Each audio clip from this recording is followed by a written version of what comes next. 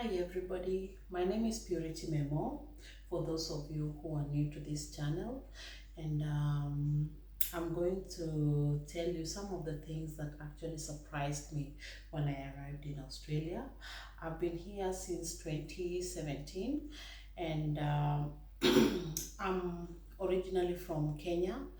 Kenya is in East Africa, and there's some of the things that were culture shock to me. um, when I arrived in Australia, some of the things that actually was different from back home are the policies and procedures. Uh, in all workplaces you go to, you have to follow some policies and procedures, even for simple tasks. Sorry, my Kenyan accent. For simple tasks. And for this simple task, you have to take time, like, to perform it, even if it's just to, like, let me give you an example of aged care, because I work in aged care. Let's say someone has fallen down and you need to help this person to, you know, to put them back in bed or to help them sit on the chair. You have to follow a certain procedure, and it can be time consuming as opposed to, like, going the shorter way, which I was used to back at home. Now I understand why these policies and procedures. It is to safeguard the health of the particular person, and also to look after yourself. You need to watch your back. Um, Another thing that actually surprised me was, yes, owning a car.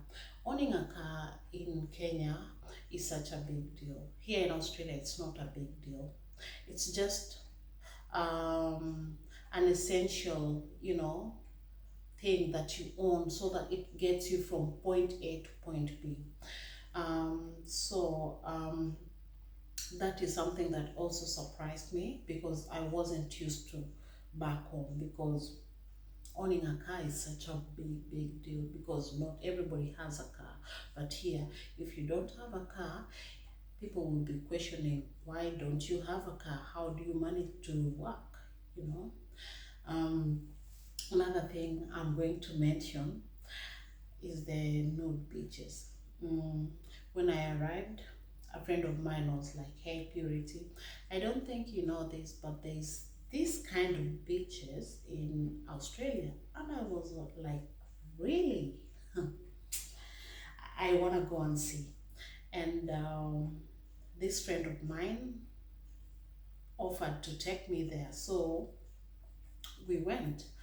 I was so surprised. People were just, you know, walking. They were really comfortable with their bodies, and I was just, it's not something that is very common back in Kenya. It's unheard of, actually. So for me, I found that to be really surprising. And I had these, a number of them. I've been to um, one of those places, and I have these quite a number of those places.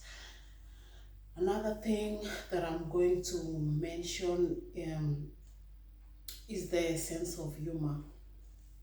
I'm sorry to say this, but I found Australians to have dry sense of humor.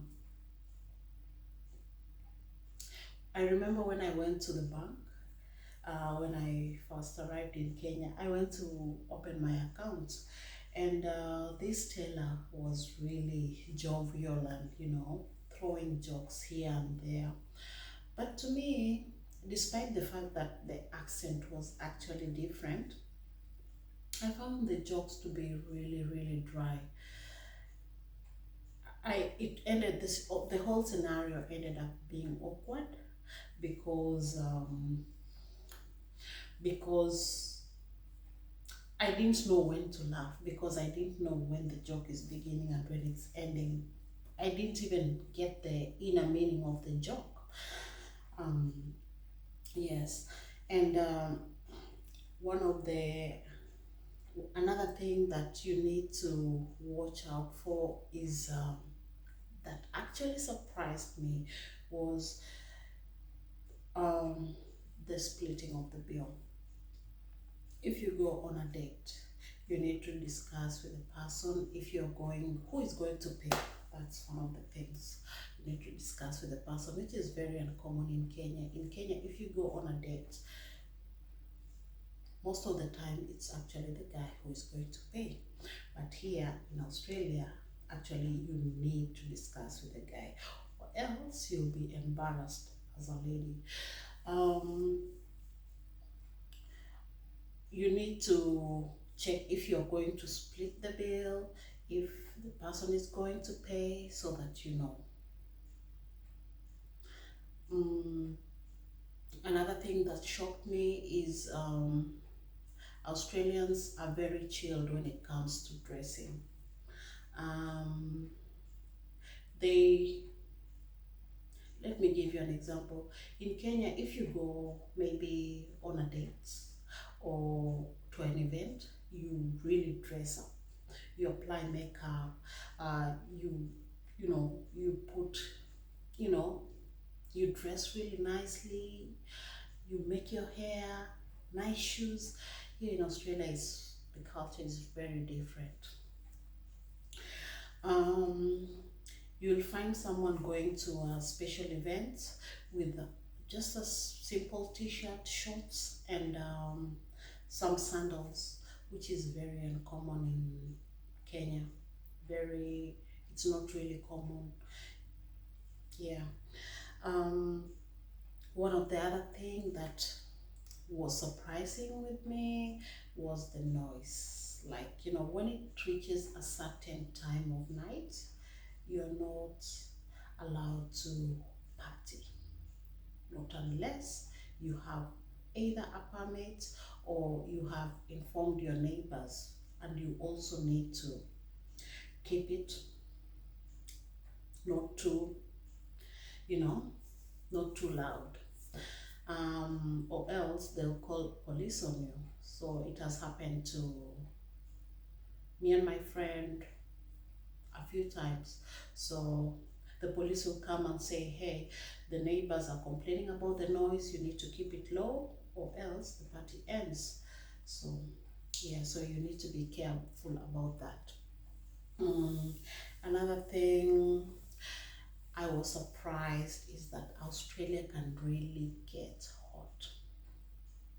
If you own a car and it has leather seats, be prepared to suffer.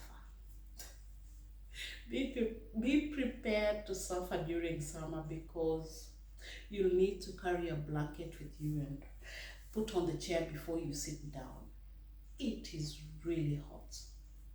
And the daylight starts at 3 a.m. in the morning and ends at 9 p.m.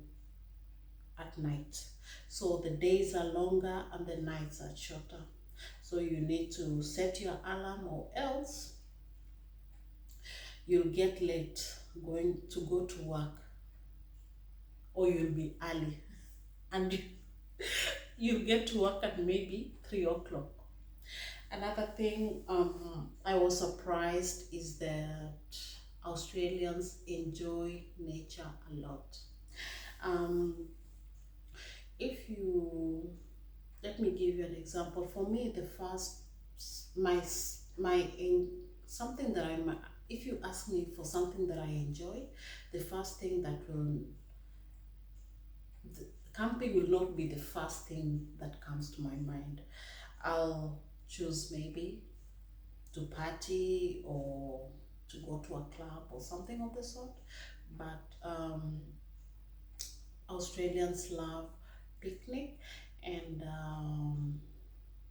camping a lot, which is very rare back in Kenya. There's uh, some people do it, but it's very rare. It's not really common. We enjoy partying a lot, or going to social gatherings like churches, or yeah, we have different social gatherings.